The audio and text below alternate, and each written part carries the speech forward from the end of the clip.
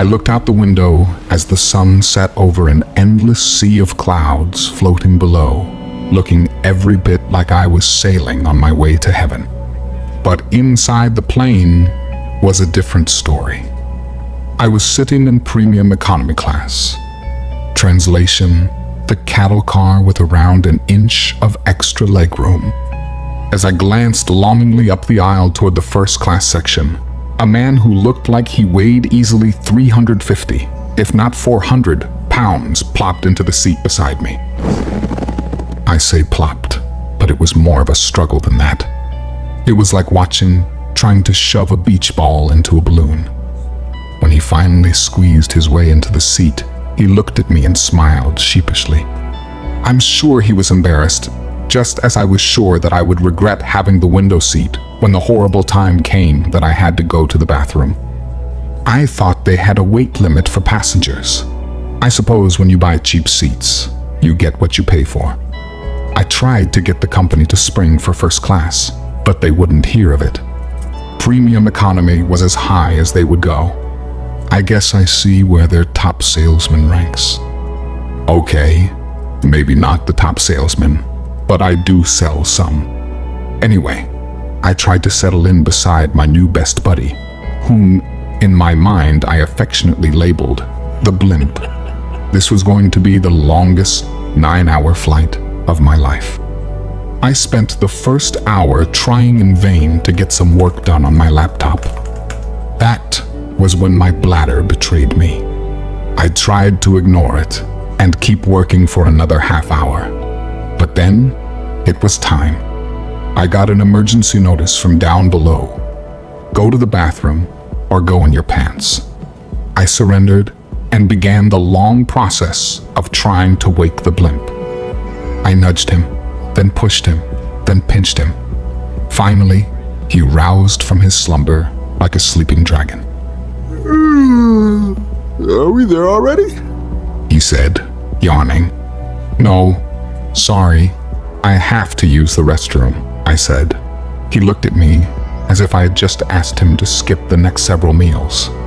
Can't you hold it? He said.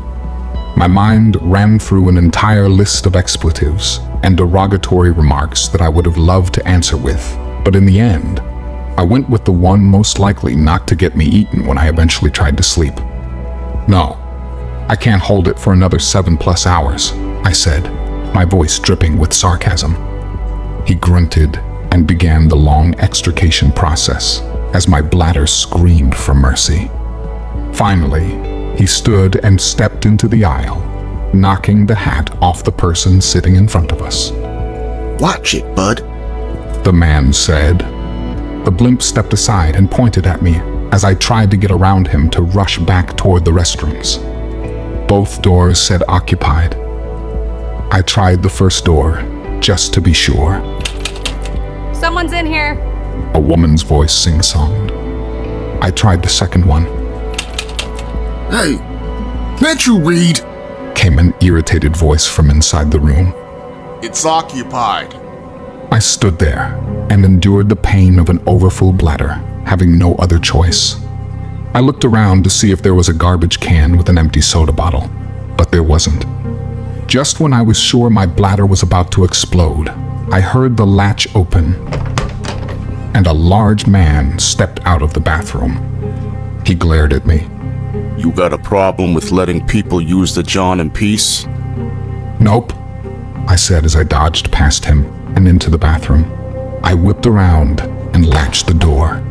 Hey, the man said from the other side. I wasn't done talking to you. I ignored him as he pounded on the door. I was too busy relieving myself to pay attention until I heard. I'll be waiting out here for you.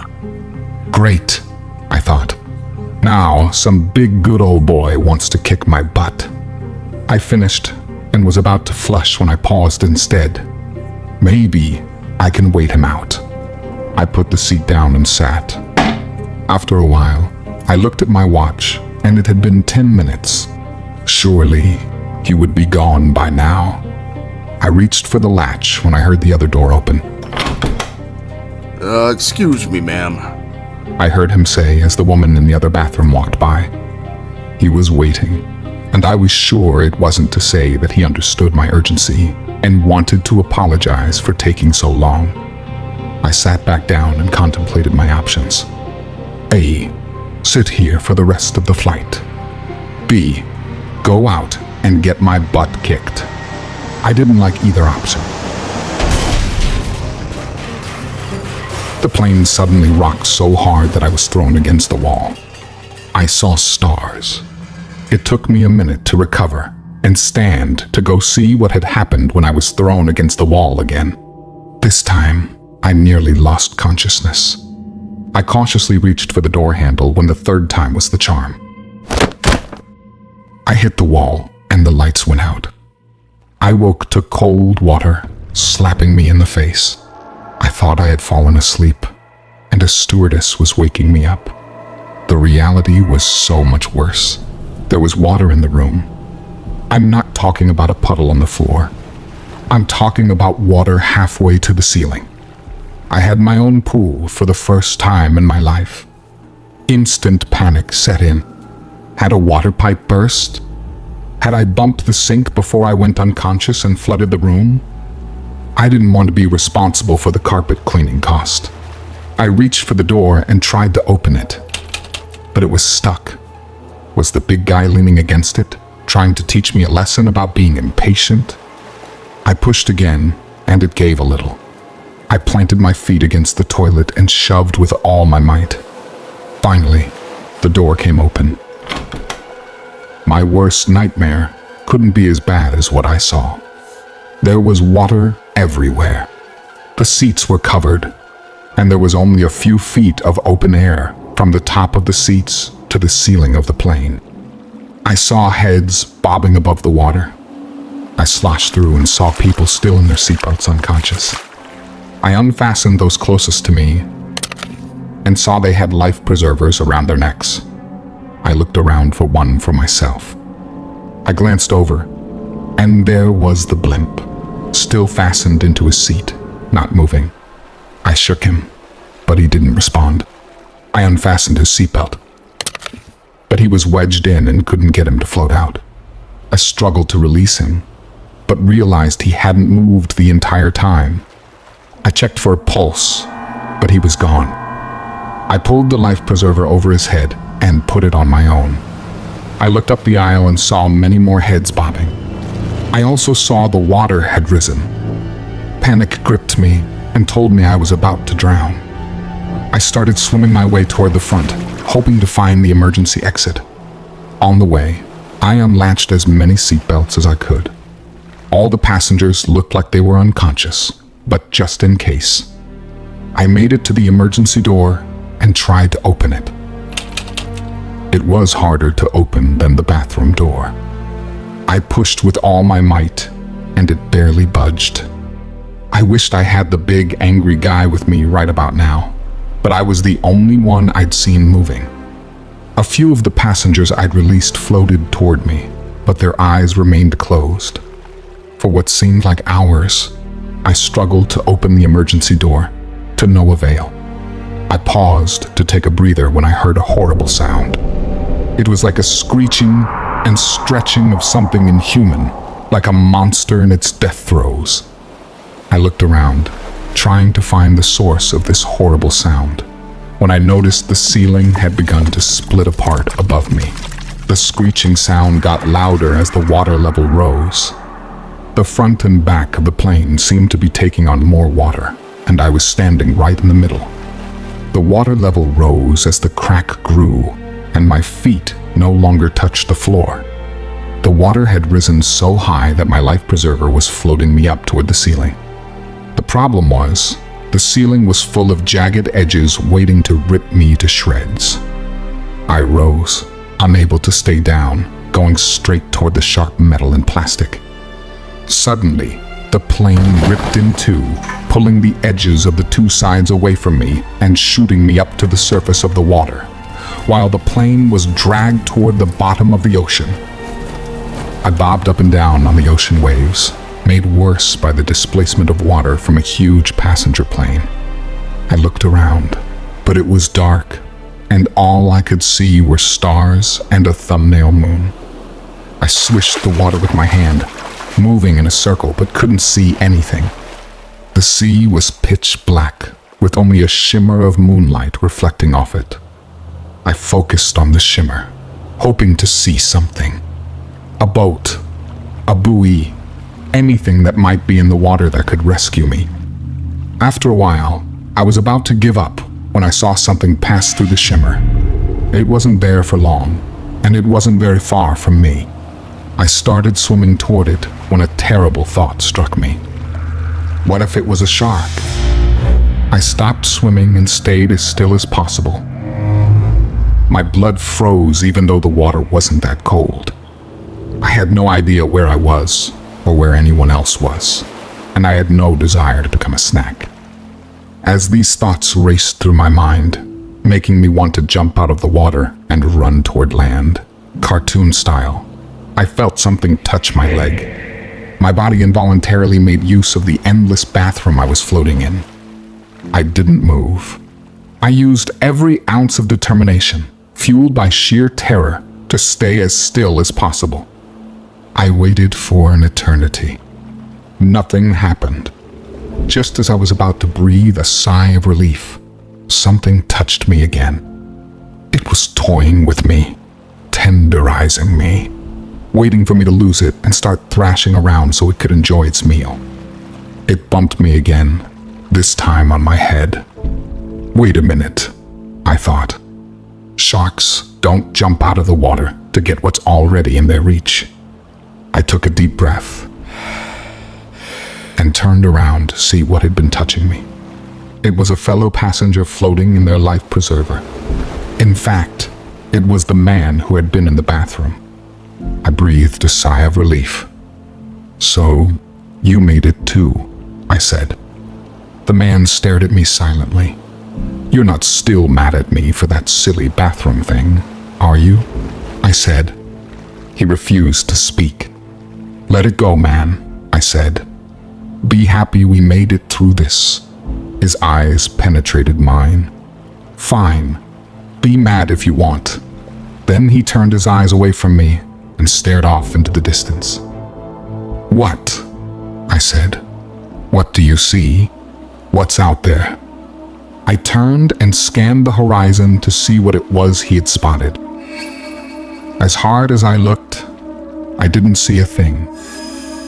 "What did you?" I trailed off. He was gone. I was once again alone in a sea of darkness. I questioned if he had ever been there at all. What was happening to me? Was I losing my mind? As I questioned my sanity, I heard something off in the distance. I listened for a long time before I heard it again. It was a whistle.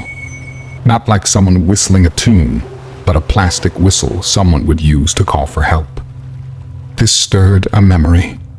I looked down at my life preserver, and sure enough, there was a plastic whistle attached to it.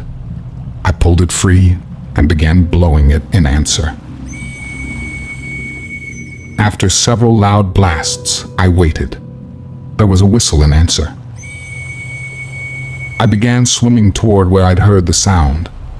After a few minutes, I stopped to rest and blew my whistle again. When the return whistle came,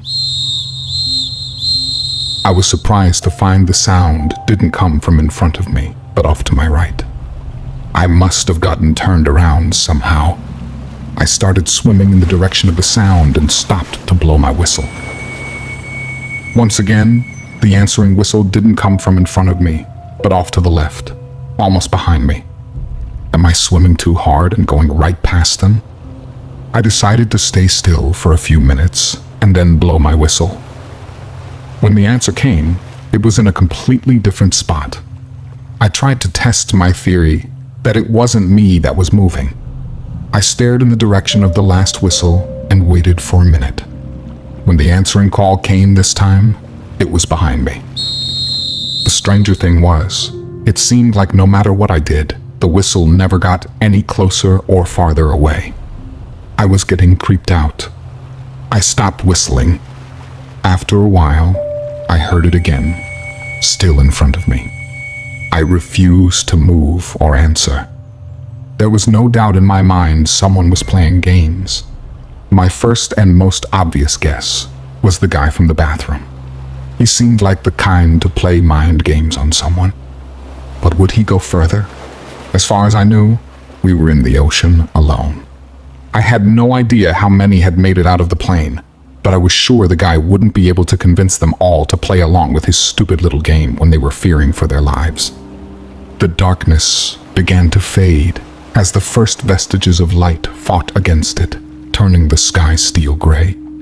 The light brought me hope and would also bring me answers. This guy could hide and play games in the dark, but the light would reveal his deception. As the gray sky turned lighter and gave way to orange, then bright yellow, I saw dots all around on the surface of the water. I swam toward one and found it was another passenger. "Glad to see you made it," I said. I was indisposed at the time. Any idea what happened? The woman looked back at me with empty eyes. "Hello," I said, waving my hand in front of her face and snapping my fingers. She didn't respond. I reached over and felt her neck for a pulse, waiting to be slapped for being so forward. But the only slap I received was reality. She had no pulse. She was dead. I felt helpless. I wanted to say something, to do something, but there was nothing to be done. The woman slowly floated away from me. I looked around and saw several others bobbing on the water. There were at least a dozen. "Hello?" I called out. "Is anyone else alive?" My eyes searched the faces one by one, looking for any sign of a response, but I found none. Hopelessness turned to determination. This was something I could do. I could check these people to see if they were sleeping or... I swam to the closest one and checked for a pulse. Nothing. I swam to the next and the next, and again, nothing. When I got done checking those I had seen first, a few more popped up a little further away that I must have missed. I checked them all until I was done.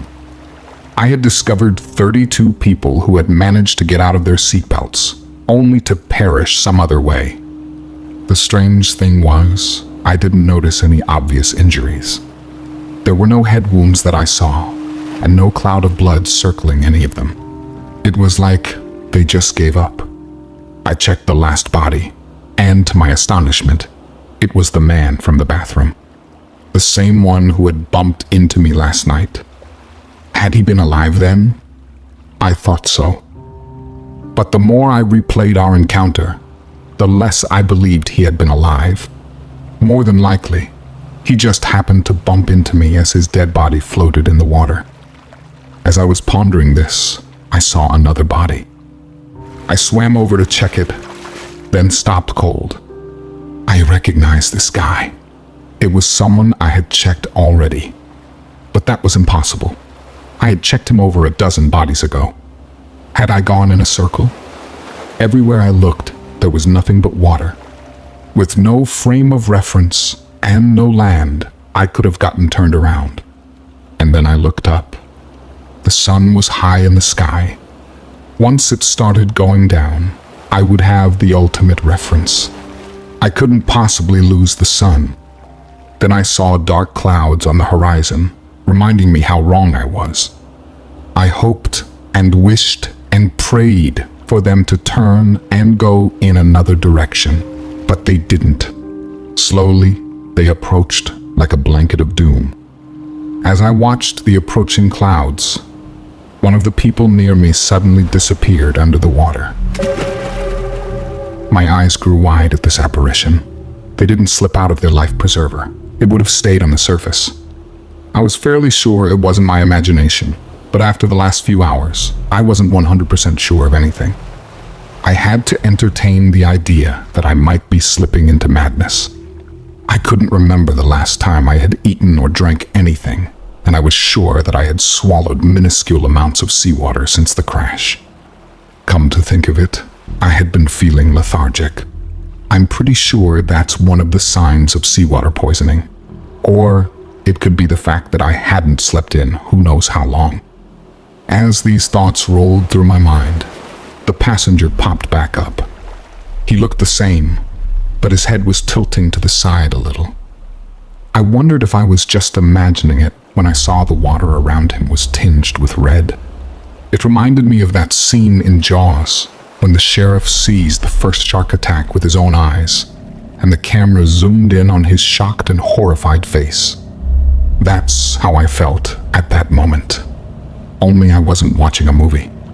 The danger was real, and it was swimming right beside me.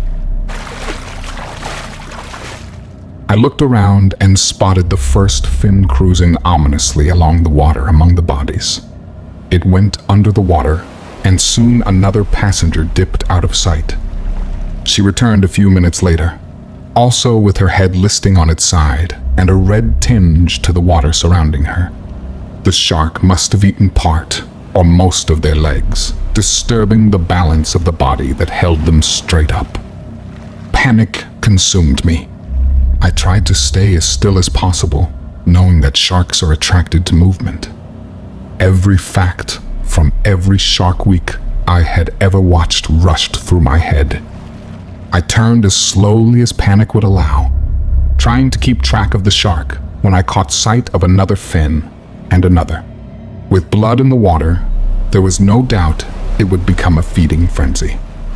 As I wallowed in desperation when I heard the whistle again, off in the distance. This time it was no long mournful note. It was sharp, panicked blasts. I started swimming towards the whistle, slowly, trying not to make too much splash. The benefit was, I was swimming away from where the sharks were feeding. I started to feel relieved when I heard another salvo of whistles. It struck me how they seemed to convey a sense of alarm, even bordering on hysteria. Was I going from proverbial frying pan to fire? Was the mysterious whistler being attacked by sharks too? Or even worse, was there even anyone whistling? I had tried to get close to the whistles earlier, but couldn't, no matter how hard I tried. Was this some trick?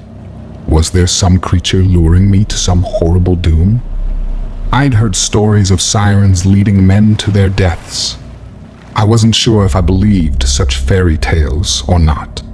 Although the longer I attempted to track down the mysterious whistle, the more my mind opened up to supernatural possibilities. It was almost a moot point. I was so tired. My arms felt like they were encased in concrete. Rescue seemed more unlikely by the moment. I stopped swimming because I desperately needed a break. I turned to look back at the swarm of fins amongst the red water and shreds of life preservers. I hoped I was far enough away from the carnage to escape notice. I turned back to the shock of my life. Off in the distance, I could see something big. Was it an island? My mind screamed with joy, but then reality set in. How would I reach something so far away? My hopes came crashing down. I closed my eyes in despair. Hopelessness threatened to drown me long before the water could. When I opened my eyes, I knew I was dreaming. The island had somehow gotten closer. I rubbed my eyes to make sure I wasn't seeing things. When I opened them, sure enough, the island was even closer.